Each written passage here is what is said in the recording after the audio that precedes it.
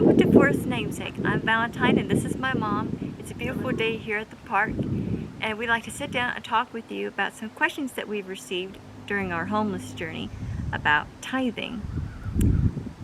So I'll have my mom kind of take over from here, and I'll share some thoughts at the end. Well, some of the questions that have come up is, what about living in poverty? Do we still tithe? Yes, we still need to tithe even though we're in poverty. Doesn't matter how many years you've been in poverty, we still need to tithe. Especially if you are working.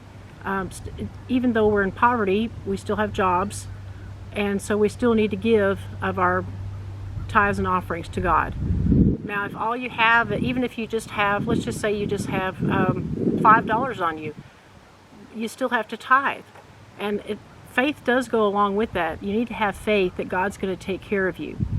When I say you, it's just a general term. That includes all of us. That includes me and Valentine and our whole family.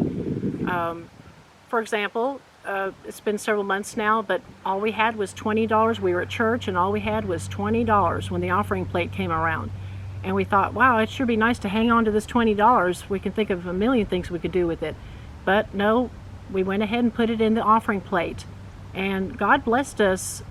It was maybe a month later, and we were tripled given back. God gave us triple back of what we had put in the offering plate, which is amazing. And something you need to keep in mind, we need to keep in mind, is not to give just so we can get something in return, or just so that God will bless us doublefold. That's not how we're supposed to give. We're supposed to give with a joyful heart. God doesn't want us to be stingy. God doesn't want us to mumble and grumble about it. He wants a cheerful giver.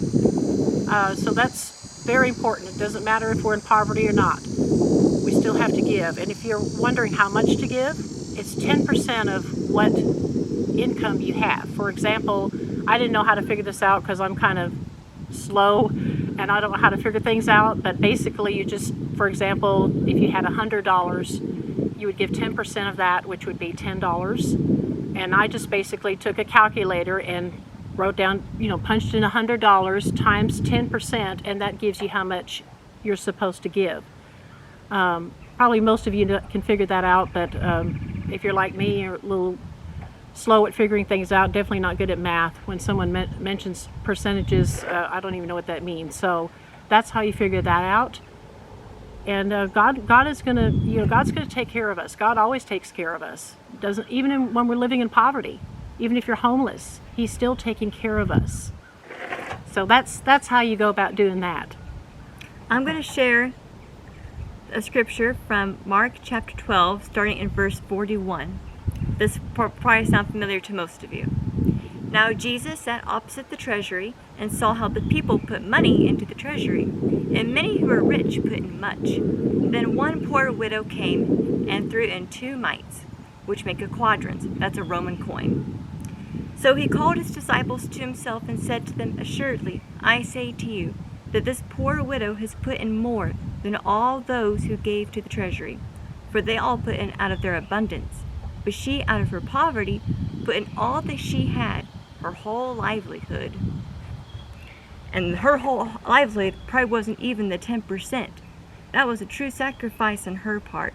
And the way I see it, Jesus sacrificed Himself on the cross for us. Not all of us are going to be put to death like that. So if He can sacrifice His life, the least we can do, I guess, is to sacrifice at least 10% of how much we make. And I think that's all we You can mention Cheryl's share. Oh yes, thank you for reminding me. Before we became homeless, a dear friend of mine, she had written a book called Biblical Minimalism, and in a chapter she talks about tithing and how it's very important, and you will be blessed not just in wealth, but in your heart. You will feel closer to the Lord even through just tithing. There's a chapter in there, so I'll leave the link down below, Biblical Minimalism by Cheryl Smith, and I hope that it will bless and encourage you. Her book also talks about other different aspects of biblical living. Yeah, it's a great encouragement. Yes. So we hope that you enjoyed this video. I don't know if we answered all your questions. If you do have more that we didn't cover, let us know down in the comments below, and let us know how we can pray for you. God bless you all. God Bye. bless you. Bye-bye.